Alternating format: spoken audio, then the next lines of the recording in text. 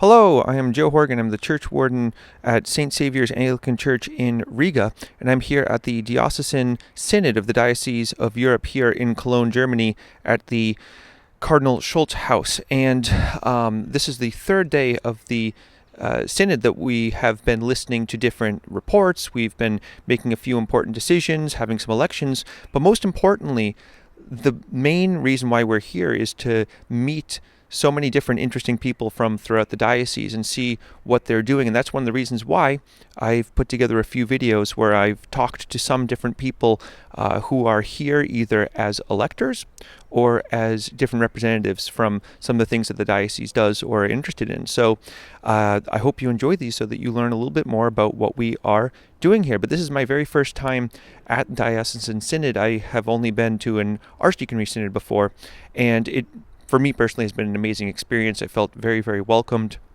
and it really has been fascinating to meet so many different people and see what their experiences are, how they're similar or different to my own in Latvia. So let's find out a little bit more about some of the people who are here. So I am here with Ella Sibley, who is not a elector here at the Diocesan Synod, but is a very important guest, and she is with USPG, who I think probably quite a few of you know what USPG is, but maybe for some people who don't, maybe you could explain a little bit about what they do and what you do. Yeah, thanks. Hi, my name's Ella. I work for USPG, which is the United Society Partners in the Gospel. We're an Anglican global mission agency founded in 1701. And we partner churches across the Anglican Communion in their mission, in their context. So our work in Europe involves a lot of support for the refugee programs, some support for the racial justice work, a bit of strategic accompaniment. But across the Communion, it looks really different in different places. Mission hospitals in Africa, Indigenous rights in the Amazon, theological academies in Asia. It's a really big breadth. Wow. And so what are some of the things that you do personally kind of with USPG? Yeah, I'm the regional manager for Europe and Oceania, so I look after our mission projects in those regions. Here in Europe, we're really proud of the work with refugees, particularly in Calais, Brussels, Budapest, Bucharest, really across the whole diocese. But I also do work down in Oceania, so we support the Mothers Union in the Solomon Islands, which is the Anglican Church of Melanesia, in their work teaching parenting skills. And I also run a global young leaders program. We actually had a delegate from the Diocese in Europe last year. Wow! And for people who would like to support USPG, how can they help? Yeah, absolutely. You can go online and find our website, and you can also follow us on social media. On our website, you can donate to our campaigns. We also have a range of study resources. So if you have like a small group or a home group, they're really great for kind of 6-week study guides. The one that came out this year was all about the Nicene Creed to celebrate the 1700th anniversary. Awesome. Well, go check it out. Thanks for talking with me. Thank you. So I'm here now with Reverend Joanna Udal, and who is a member of Synod that I've talked with before, since we are members of the same Archdeaconry. Very nice. But what are some of your kind of feelings here at this General Synod? How do you feel things are going overall? Well, thank you. It's my first time to be on Diocesan Synod. So it's a great coming together of people from around our very diverse and wide-ranging diocese. So it's great that we can meet together and actually share our passions, our passion in mission, our passion in seeing how our chaplaincies can grow, and seeing how we can work more closely together. It's a fine opportunity to both have fellowship and see where we're going together and seek to go forward together. Yeah, I so me personally, this is also my first time as well. I felt very welcomed as a newcomer, but I'm a member of the House of Laity. Do you feel the same way among the clergy, that it's been very welcoming to newcomers also? Yes, I think we're a large group of newcomers. We're a very diverse group of clergy as well as laity, so I think it's a very good thing and a very positive thing. Yeah. And have you had a chance to make some new contacts as well and meet some new some new friends maybe? Yes, making new friends from across the diocese and also re-encountering people it's been lovely to meet in other contexts as well. A few of us were on the ecumenical pilgrimage a few weeks back for the 1700th anniversary of the Council of Nicaea, and it's wonderful then to meet colleagues again in this setting. Yeah. Well, thank you so much for talking with me. Thank you very much. It's good to see you. So I'm here now with Reverend Canon Debbie Flach, who has spent quite a bit of time in France, but is also the head of a women's ministry, from what I understand, in the diocese. Did I get it correct? Yeah, pretty much. It's I'm the Dean in Women's Ministry, which actually involves working with Bishop Robert for care of all the ordained women in the diocese and enticing new people to come and join us. Mm. Yeah, because that is one thing that's very important, I think, especially in Latvia, where pretty much the only church that allows for women ordination. So it's something very, very important to us, but I think in many places throughout the diocese as well. So yeah, and we have a conference next week in Madrid for all the women clergy, and we will be celebrating on the Thursday the 30th anniversary of the ordination of women to the priesthood within the Church of England. So it's wrapping up a really nice week with a special celebration. That's awesome. Yes, our chaplain in Latvia, Elisa Zikmane, will be there as well. Yeah. So, are there any kind of special themes you'll be touching on in this conference aside from the 30th anniversary? Yeah, I mean we're going to be having some input from Bishop Joe Bailey Wells on the theme of for such a time as this, being able to speak to our context in Europe. And which is really interesting because that's tying in very much with the work we've been doing here at Diocesan Synod about our strategy, our plan, our moving forward over the next 3, 4, 5 years. And it's generated a huge amount of excitement this afternoon, curiously enough, while we're all trying to figure out different words that would help us think it all through. So no, it's been it all builds up somehow to actually quite a sense of excitement and a buzz, and as we were saying before, for a new synod where so many people are new, to try and get people on board and help them understand how this works and why synod is important. Well, I think you've done an excellent job so far, just talking with the other new members. So thank you for being so welcoming, and I hope you have an excellent conference in Madrid and that there's very nice weather as well. Yeah, I hope so too. Yeah, thanks very much. Yeah, thank you. So I am here now with a friend of mine who I've met recently, Thamari, who is not just representing the Archdeaconry of the East, but more specifically the Chaplaincy of Kiev in Ukraine, which is really amazing. You gave an amazing presentation last night about the situation in Ukraine, which many of us follow, especially my congregation, Latvia, obviously follows quite closely. But I think the most important thing that you talked about at the end was how people can help, because I think so many people throughout the diocese want to help out in different ways. So what are some ways that you think would be most important for us to help out throughout the diocese? Yeah, thank you. It was a nice a meeting and an opportunity given in the Diocesan Synod to share the ground zero level.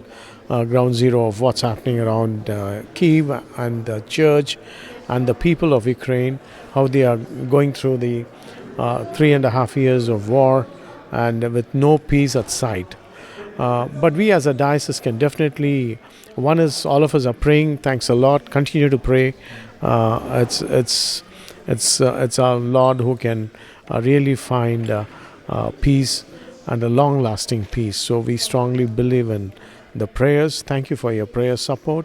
Also the financial support that comes to the church. We are very thankful, as a few of our church members are without a job, and we have been supporting them and the family. Thank you very much. But at the same time, there has been 10 million plus refugees. The Ukrainians have gone off to Europe, and many are there in many parts of the European diocese that we have met here today. Our only request is to encourage them, welcome them to the church is one, so comfort them, give them the solace, hear their problems.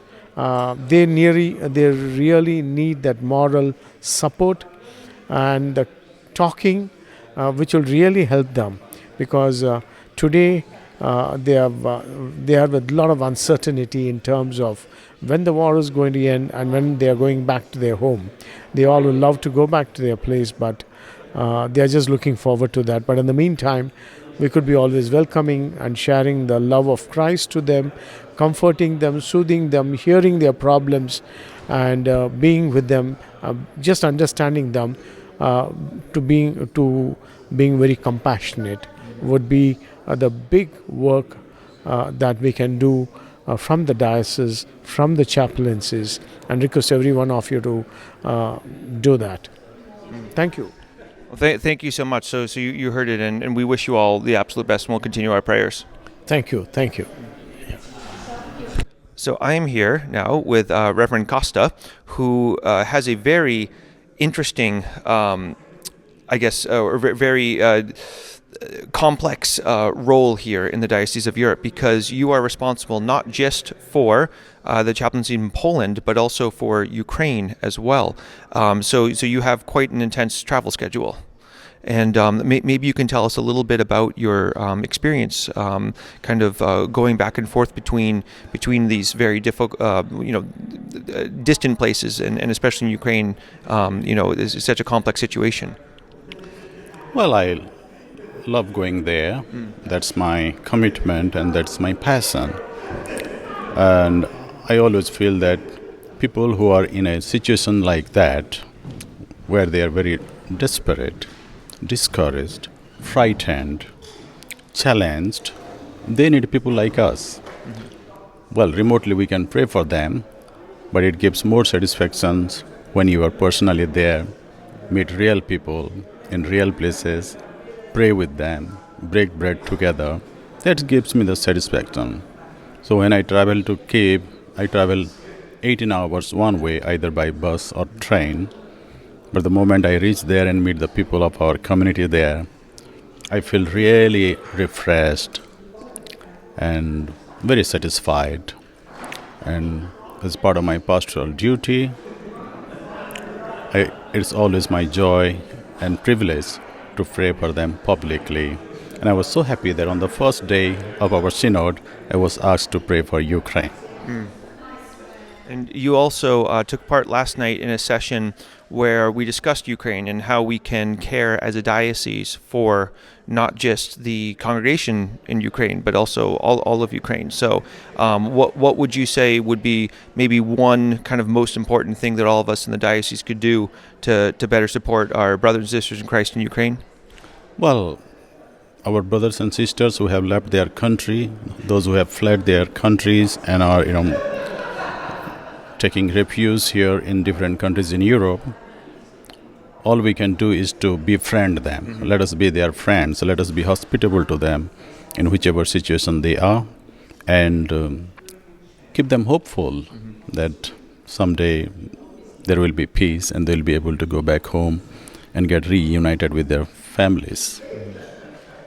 Well, thank you so much, and we wish you the absolute best, and we'll keep you in our prayers. Thank you so much. 260. Boop.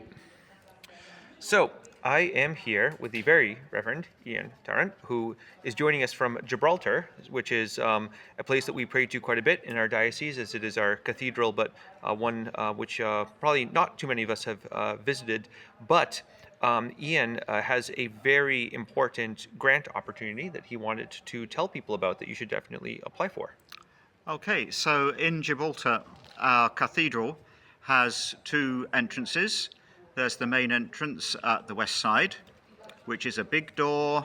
There's wooden doors and there are glass doors inside. So the wooden doors can be open, but the glass doors can be closed to keep the warmth in. But people know that we are open for business because they can see into the cathedral. On the other side, where most people come from, because it faces the main street, we only have a wooden door and no glass doors. So in the winter, if we close the doors, people think the building is closed. But if we open the doors, then the cathedral gets cold inside and nobody wants to sit in the pews next to that door. So we applied for a quick win eco grant from the diocese, which we were awarded earlier this year.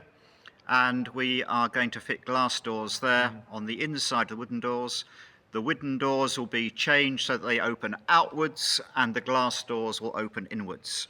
And work begins on Monday next week. Now, I don't think anybody in the diocese would object to free money to do things like this. But one thing that obviously people do object to is having to fill out lots and lots and lots of paperwork. So would you say that in your experience going through this process, was it more or less pretty manageable to do?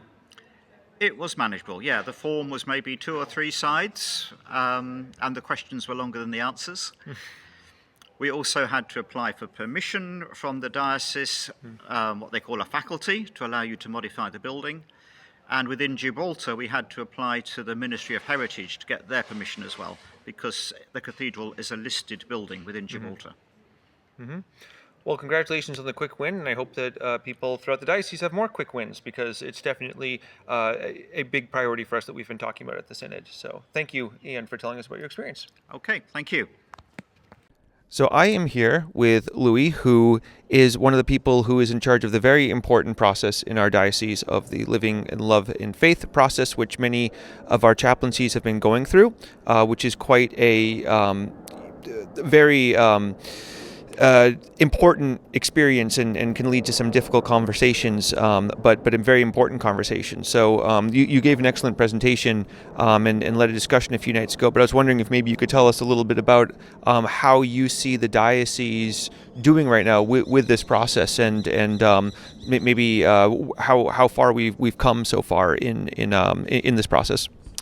Well, thank you, Joe. I mean, I'd say that predominantly there's a very strong desire in this diocese to find common ground and a way forward.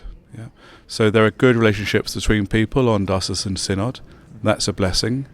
It's clearly, yes, it is a difficult conversation, but I think we should also approach it positively as an opportunity to think about how we can share the good news of Christ, God's love in Christ, in the proposals that are being presented. So we need more time to iron out some of the reassurances for people who are not wanting to have the provision to bless same-sex marriages. But we're getting there. It will take time.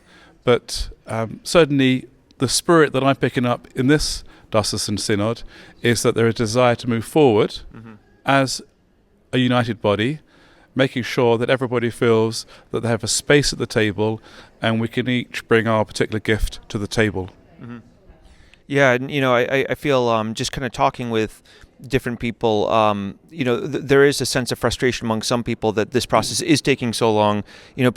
People who feel strongly one way or the other, or don't feel strongly one way or the other, why is this taking so long? But I think this is such an important issue to so many people, such a core part of people's identity or their theology that I think by nature it has to take time. I mean, would you agree with that? I would counsel patience. The Holy Spirit will never abandon the Church. That's the promise that we hold on to. There is a clear timetable that's been set out by the House of Bishops regarding the different stages that need to be taken through General Synod. And I'm confident that eventually we'll get to a point where we can have a real sense of ownership in what's being proposed. The most important thing is that the message is clearly communicated, that all are welcome in God's Church. I think most people would agree with that, definitely. And if anybody else has any questions or concerns about the Living Love and Faith process in the diocese, who would be the best person to talk to for them to contact? Get in touch with me. My details can be found on the Diocesan website as the Bishop's Liaison Officer for LGBT plus matters. Be very happy to hear from anybody, whatever their particular view or interpretation or question. I'm here to support everybody in the diocese, thinking through these issues and also signposting to resources to help local chaplaincies respond positively to the possibility of moving forward in the spirit of being good Anglicans. Well, thank you. So you heard it. Louis is your person to talk to. So best of luck as we continue through this process. Thanks so much. So I am here right now with Grace, who's just about to lead the breakout session, or the second breakout session about safeguarding. And she is someone that probably many of you are very familiar with, because she's the head of safeguarding in the diocese, which is something that we take very seriously, not just in the Diocese of Europe, but also throughout the Church of England. So So, Grace, what would you say is the overall kind of state of safeguarding in the Diocese of Europe? Would you say it's better than it was maybe 5 or 6 years ago, or do we still have a long way to go? Well, I'd always say with safeguarding, you have a long way to go, but it's definitely improved since 2019, significantly actually. There's more engagement, and the engagement is positive as opposed to it being oppositional. So it's really good. And why do you think that's changed over the last few years? Do you think maybe, well, I don't know, people are more used to it, or people understand the seriousness of it a little bit more? I think it's the method of engagement. So if your messages are quite clear and empowering, then people are more willing to ask questions, understand what it is that they need to be doing, and then go further in respect of engaging with their training and also reporting when appropriate. Mm-hmm. And what would you say are the biggest things that we as chaplaincies throughout the diocese should focus on to do better with safeguarding? Absolutely making sure that all the chaplaincy volunteers are checked, and that all officers at all levels are compliant with their safeguarding checks, so you leave no stone unturned. That way you protect everybody and you protect each other. Mm-hmm. Well, thank you so much, and definitely get in contact with Grace if you have any concerns or any questions. Thank you so much as well. Thanks. So I am here right now with Revd Annie Bolger, who is based in Holy Trinity, Brussels, which is one of our pro-cathedrals, I believe. Yes. So maybe some of you have visited before in your travels. But Revd Annie is here in the capacity of organizing the worship, which has been amazing. One of my favorite things about being here at Synod is this is the first time in my life that I've ever had daily morning prayer, Eucharist, then evening prayer, the night prayer, and I've tried my best to be at every single one. So it's amazing. But I think it's quite different here at Synod because I don't know. I'm curious to hear how it is for you because the congregation is all worship leaders or people who are heavily involved. So do you have a bit of a different approach to organizing worship at Synod than you would with a traditional congregation? That's a lovely question. I mean, I'll start by saying that this is the first year that I've undertaken this particular role, and a lot of what we're enjoying in terms of worship this year was organized by my colleague John Wilkinson, also of Holy Trinity in Brussels, who is retiring from this post. So he has organized quite a bit for us. I think one of the really exciting things is the scope and breadth of various expressions of worship that we can enjoy, because in Synod we're coming from so many different chaplaincies with different traditions. Mm-hmm. So you see that reflected in the music. We have everything from plain chant and hymnody to contemporary music and Taizé chants. A lot of variety, and hopefully that enables everyone to feel able to enter into the worship space, which is undergirding everything that we're doing as a Synod. That is the primary thing of journeying together, is that we are here to worship God. Mm-hmm. Yeah, and I think also one of the beautiful things about it is not just that it makes everybody feel welcome, but also it just kind of reminds us of how broad the Anglican worship tradition is, because for me it's not just about like, this is the style that I feel comfortable in, but things that I wouldn't have a chance to experience normally. So it's really quite special. And I also appreciate as well that I don't think there's been a single service where I've seen somebody who has participated in a certain way in a previous service do so again. So every single time there's a different preacher or officiant, and so was that kind of the goal, to try to involve as many people as possible? Surely, yes. Trying to involve as many people as possible, trying to make sure that newcomers also have a chance to participate. And that we of course reflect the diversity of the Synod that's gathered. So that's quite enriching as well. Well, I think it's been excellent, and I definitely look forward to it next year, and also seeing the last few services as well before we head out. So thank you for all your work, and it's been really appreciated. Thank you, Joe. Thank you very much. So I am here right now with somebody who many of you have probably heard from before in different updates and newsletters, and maybe have also had some help from before. But if you have not put a face to the name yet, this is Juliet Evans, who is in charge of fundraising for our diocese, and so has been here throughout the synod. What are your kind of overall feelings as we start to wrap up? Yeah, it's just really great to have this time to see people face to face. So some of you I've been in contact with over Zoom, email, phone calls, etc. So it's really good to put faces and names together and just have those kind of conversations, both within Synod, in kind of groups, but also the one-to-one chats. So my role is to support chaplaincies wherever you find yourselves with your giving and fundraising. I work with you just where you're at. Just contact me for any advice or issues, or I can put you in touch with other chaplaincies who are going through similar things to you.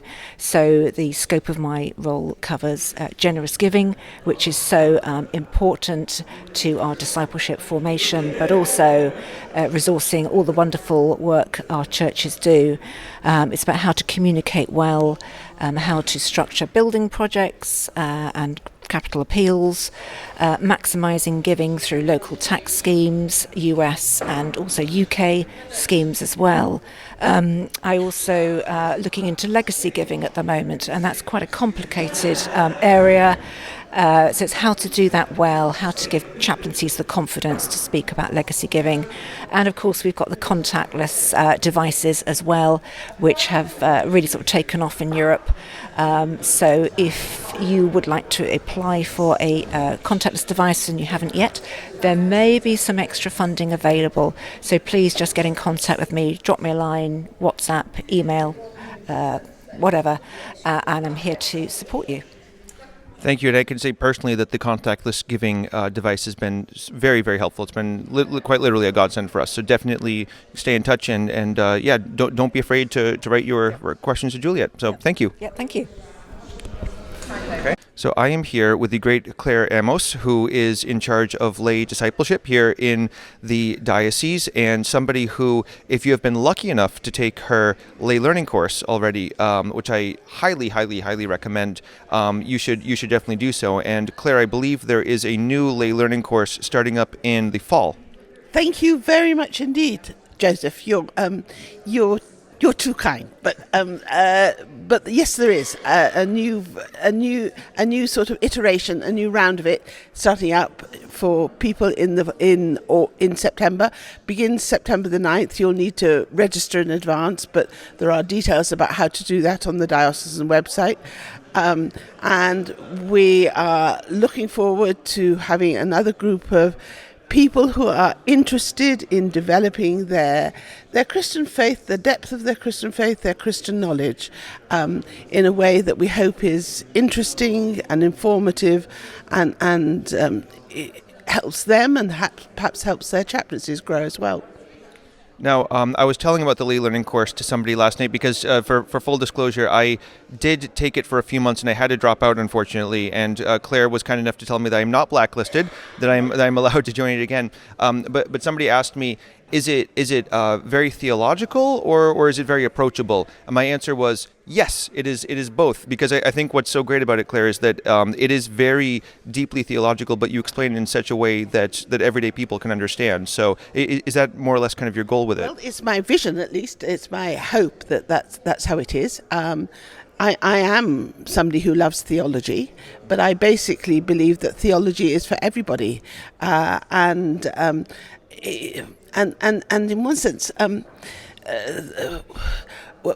but the starting point of theology, and I think this is where we really do try to sort of make it approachable. I believe that the starting point of theology is to take people's own experience seriously, and so our first sort of sessions begin with encouraging people to reflect on what it means to pray, and particularly to pray the Lord's Prayer. Mm-hmm. And who is the lay course open to? Is it open to only a specific group of people, or are there certain prerequisites that people should have? No prerequisites. We do like people to be willing to commit to being with it for at least one module. Although we understand that people's timetables change over the year, but anybody from any chaplaincy in the diocese is welcome to register for it. We do ask for a sort of a reference, as it were, not a full scale reference, but the name of somebody who can vouch for you from your chaplaincy if you're wanting to take the course. And actually, to be honest, we also have a number of people taking the course who aren't currently members of the Diocese in Europe. In some cases, they've been in the past, and in other cases, they've just got to hear of the course.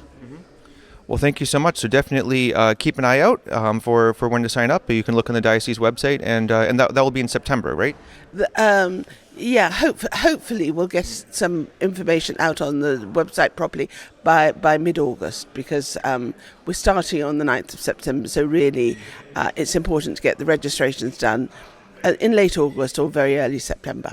Okay, so stay tuned. Thank you, Claire. Thank you, Joseph. So I am here with Eleanor, who is part of the Diocese Ministry Internship Program, and she gave an excellent talk a few days ago talking about what she's done as part of her internship experience. But I think also a lot of people in the diocese probably don't really know that there is such an internship. So maybe you can explain a little bit about what that looks like and what you've done as part of that.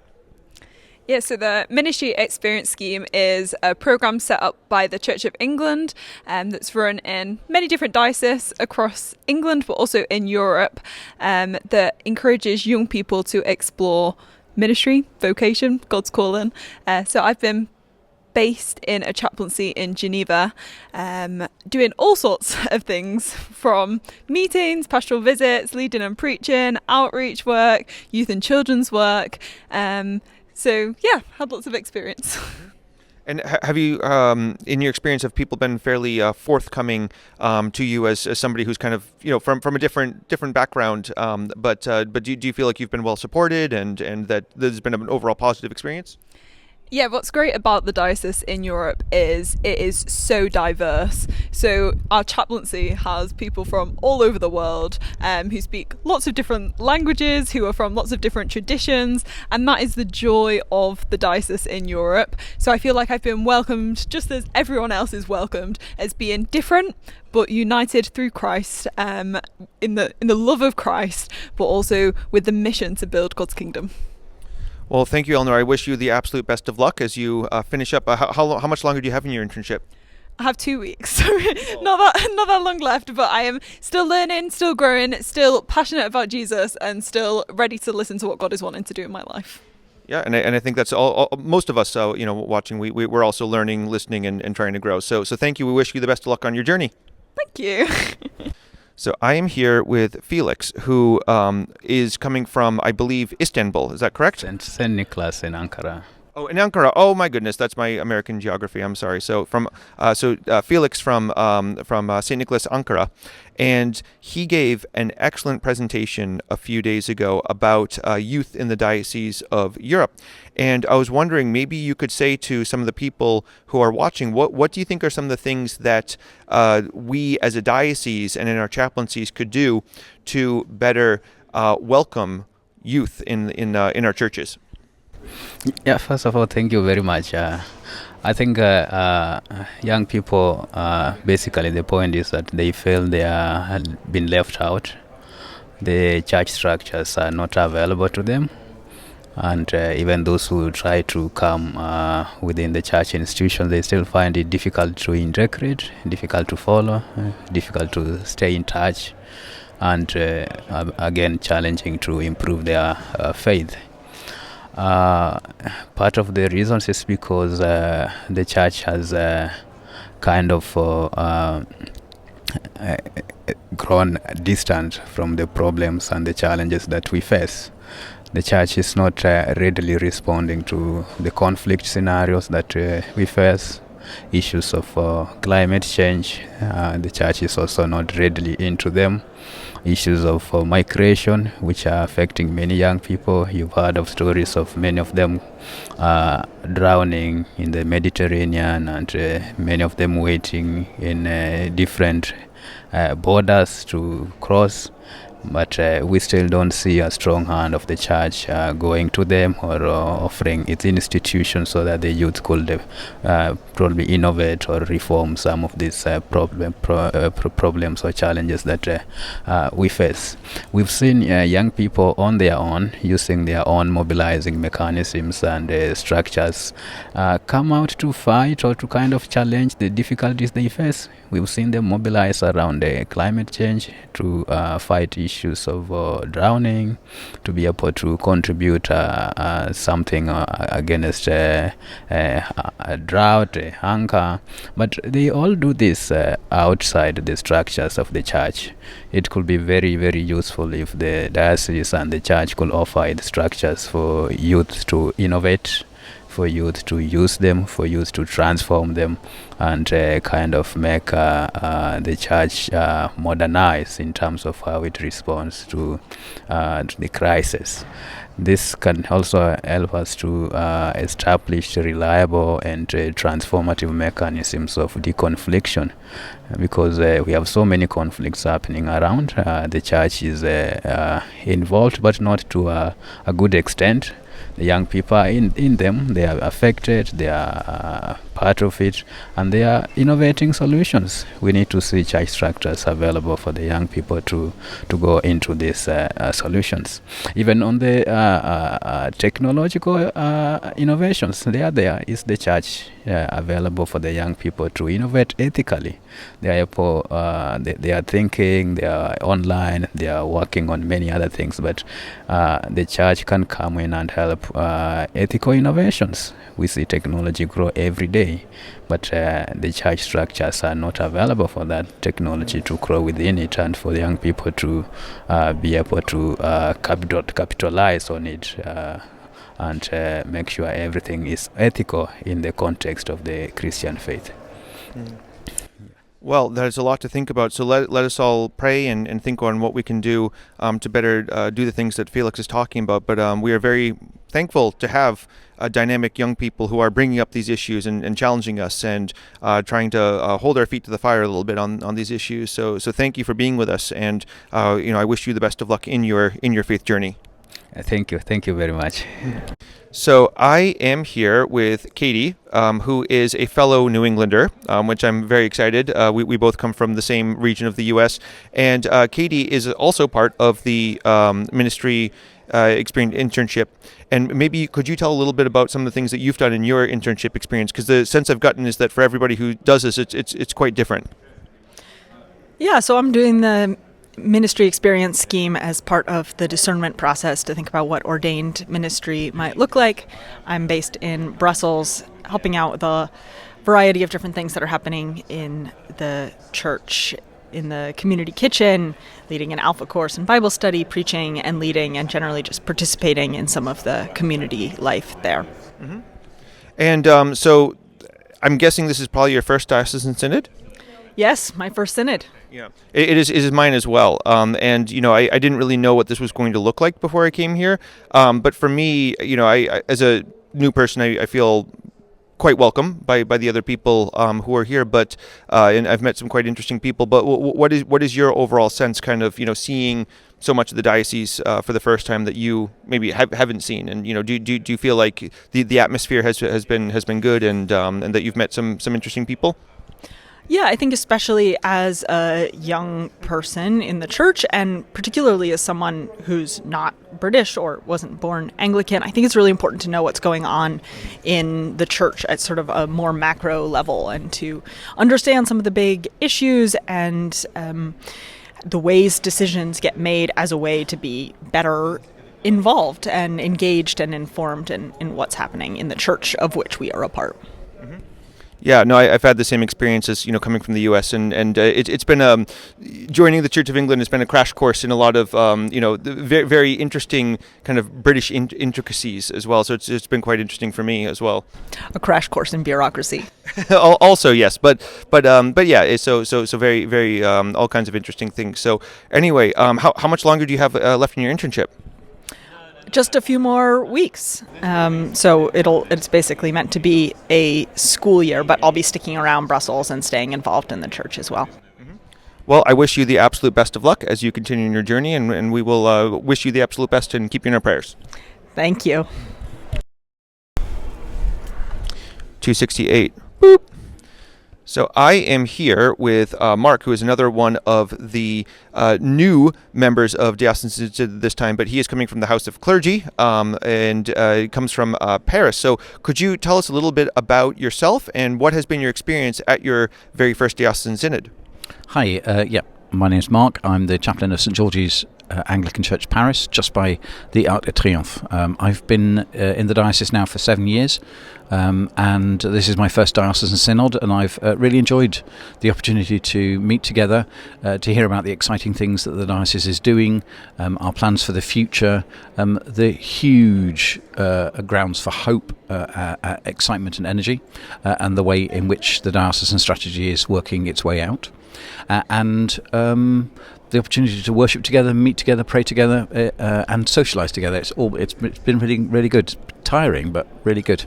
Mm-hmm. And have you had a particular favourite part of the synod now that we are kind of in the final closing moments? I really enjoyed the report on the diocesan strategy. Hearing the finance report, I never thought I'd hear myself say this, but actually that was really interesting because we see how well the diocesan finances are being stewarded, and that can give us grounds for hope that going forward the diocese is in good heart. Great. Well, I look forward to seeing you at the next synod as well, because that is the best thing. It's about the connections that we make. So thanks for talking with me. Thank you, Joseph. So I am here with Revd Leslie Nathanial, who I know quite well because he is my archdeacon in our archdeaconry. So he is the one that we go to with any burning issues. But he is also very important in our diocese as one of our key people who looks at issues of racial justice. And there is a racial justice weekend that is coming up soon that you should mark your calendars for.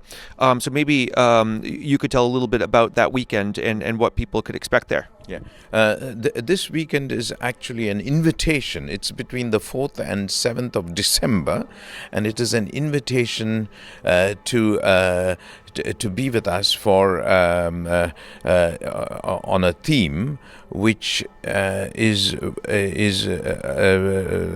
cutting edge currently. It is to embrace diversity. It is to strengthen democracy, and to challenge hostility. We have grappled with a number of topics in the past, and the last conference was in near Stuttgart in Bad Boll, and it we worked on the theme "All of Us or None of Us," and the interfaith dimension also played an important part there. Currently, we are experiencing so many issues in society. There is fragility, there is uncertainty, there is need for us to find our voice in this challenging and changing context. And so this Conference on Racial Justice in December in Berlin will also be another landmark, and I hope that is going to have a good ripple effect across the diocese, but also in different parts of the Church of England and amongst other ecumenical partners as well. It is an international conference and an ecumenical one as well. Now, Reverend Leslie, one thing that I've noticed during Synod is it seems like there is a lot of young people who are very engaged and energized by these issues of racial justice and migration. Is that the sense that you are getting as well, and is that something that you're encouraged by? Very much so. I mean, much of our a number of the young people come from within our chaplaincies. You know, they are present, they are engaged, they are passionate, they raise questions, they have a voice. They have not been given a voice, they claim their voice. So, and the issues we address are issues which they are grappling with themselves. So it is not top down. It is the agenda is worked with the knowledge which we receive from all the young people as well, and you know, even the Ministry of Young People in our diocese, some of the initiatives for that have come out from the racial justice movement. And maybe as one last question, is there anything that we can do as chaplaincies to not let this issue of racial justice fall to the wayside, and maybe something that we can kind of focus on in our individual chaplaincies to help move these issues forward? Yeah, there are a whole range of things. We've got also a number of resources, and we tend to publish documentation from every conference. So the the first conference, that publication was released last year in December, and is available to everyone. There are fantastic Bible studies. There is a lot of material to equip and empower people in every chaplaincy. So if you don't have a copy of that book, please write to us and we will arrange for a copy to be sent to you. Okay, thank you so much for talking with me. It's my pleasure, and thank you, Joe, for all you do in Riga. All right, thank you. So I am here with our new suffragan bishop, Andrew Norman, also the author of a very good book that we had a chance to peruse through at Diocesan Synod. And he has now been our suffragan bishop for a few months now. So we definitely want to welcome you, Bishop Andrew, and thank you for joining us. And maybe you could say a few words about this time that you've had. Thank you. Yes, so I've had a really great time here in Cologne. This is the first Diocesan Synod of the next triennium, so quite a few newcomers here, so I'm a newcomer too, so it's great for us to be starting together, and a really encouraging forward-looking feel to this Synod. I've been leading the Bible studies here, and we've been looking at passages from John 14 to 17 on the theme of building confidence for the future, and it's been really interesting thinking about that together. And over these past few months, I've been able to get out and around the diocese, visiting chaplaincies. 10 days ago, I was in Milan. We had an ecumenical event there, organised by the Archbishop of Milan for the 17th anniversary of the Council of Nicaea, and wonderful to join with members of the chaplaincy there and other ecumenical partners to do a pilgrimage through Milan, ending up at the Basilica of St Ambrose, and then spend some time worshipping with the congregation at Milan on the Sunday, and that contact with our chaplaincies around the diocese, which I'll be continuing, has been wonderfully encouraging and fascinating too, to see what the particular context is like in each chaplaincy, and who's worshipping there, and how they're drawing others into the life of the chaplaincy. Well, thank you so much, Bishop Andrew, and I think many of us continue to look forward to getting to know you. So we wish you the best, and we'll pray for you in the beginning of your new ministry here with us. So thank you. Thank you. So I am here. We are now after the Synod, but the Synod is still continuing for 3 years, but our meeting is over. I am here with Bradon, who is a new friend I've met, who is doing amazing work up in Calais with refugees who are on the border. And Bradon gave us an amazing presentation about the work that he's doing and some of the harrowing stories that he hears. But one thing I think that's really important is that a lot of us want to know how we can help in concrete ways. And Bradon has a few ways concretely that he would like to invite chaplaincies to help with. Yeah, this Synod has been amazing for that. It's so important to connect with chaplaincies because in Calais there's such a big need, and there are people on the ground, but they don't have the same connections that we do. Such a wide network of people that care So one of the huge needs is specifically thinking about the most vulnerable of the most vulnerable women and children. Right now, we ran out of tents in May, and then we've just found just enough that to give mothers who have a 2-year-old child, but not 3-year-olds. So you think of the vulnerability of a 3-year-old refugee child who's sleeping outside and gets put on a waiting list, and maybe a few days later they have to come back, and maybe they get a tent, maybe not. But these tents, they don't cost that much. It's just €8, 10 euros, and the difference that it can make in the lives, especially of kind of when it comes to the pressures that women can face from exploitation and abuse and things like that from local French people, or also there are women that are, well, basically what you can do is support with your prayers, with advocacy, but even just a little bit of financial support can go such a long way. So yeah, don't be afraid to. Well, we can reach out to the Diocesan Europe communications, and they can tell you how you can support. Yeah, so definitely get those tents out there. So thanks, Brendan, and thanks for the work you're doing. Yeah. So I am here with Ian, who is somebody, if you are involved in the youth work that the diocese does, you might be quite familiar with. But if not, maybe he's someone that you haven't met before. And Ian is somebody who does a lot of work with youth ministry, connecting youth across the diocese. So maybe, Ian, you could tell us a little bit about some of the youth work that the diocese is doing right now and some of the priorities, maybe. Yes, so it's been great to be here at Synod sharing the strategy for young people.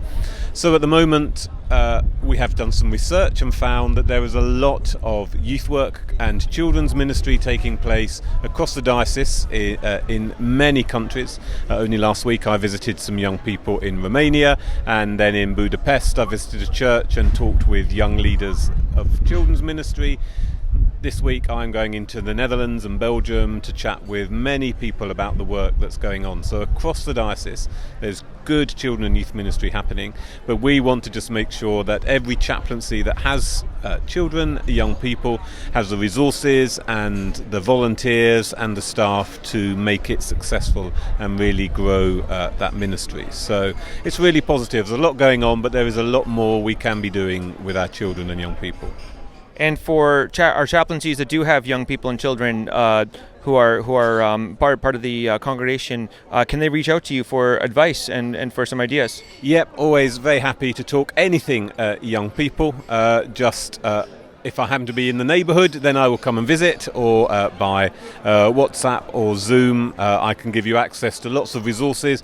We've got some great training that's coming up that chaplaincies can access to support your work. I'm always looking to engage with young people, so if you have young people or a group who want to get together and just talk about the issues as being a young person in Europe, I'd love to get together and just talk about that and how we as a diocese and your chaplaincies can make life just a little bit easier for you as a young person in Europe. Well, thank you, Ian, and best of luck with your ministry. Great, thank you. Good to